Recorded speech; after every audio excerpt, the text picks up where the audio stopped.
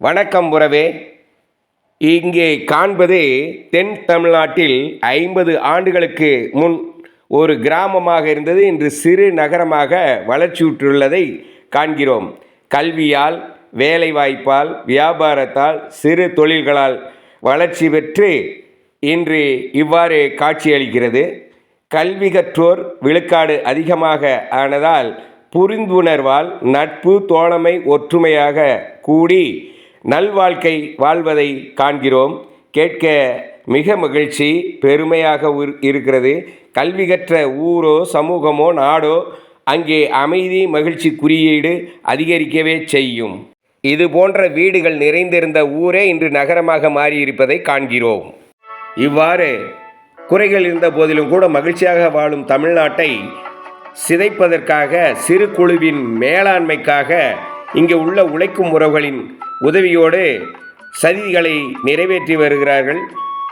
நண்பர் என்னை சிவகாசி வரை காரில் அழைத்து வந்தார். அப்போது அவரின் அமெரிக்க பயணம் பற்றி பகிர்ந்து கொண்டார்.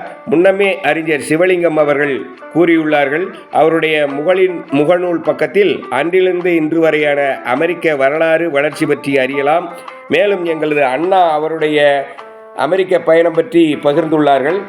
நண்பர் கூறுவதை கேட்டுக்கொண்டே பயணித்தேன். அங்கே சட்டம், ஒழுங்கு, போக்குவரத்து, சுகாதாரம், சுற்றுச்சூழல், தூய்மை, குழந்தை வளர்ப்பு, அரசின் தரமான இலவச கல்வி, இவற்றினால் அங்குள்ள மக்கள் அறிவியல் மனப்பான்மையில் 70-80 விழுக்காடு வளர்ந்துள்ளார்கள் என அறிந்தேன். இதனால்தான் அந்த அமெரிக்க நாடு உலகின் வல்லரசாக திகழ்கிறதோ என புரிந்து கொள்கிறேன் உறவே.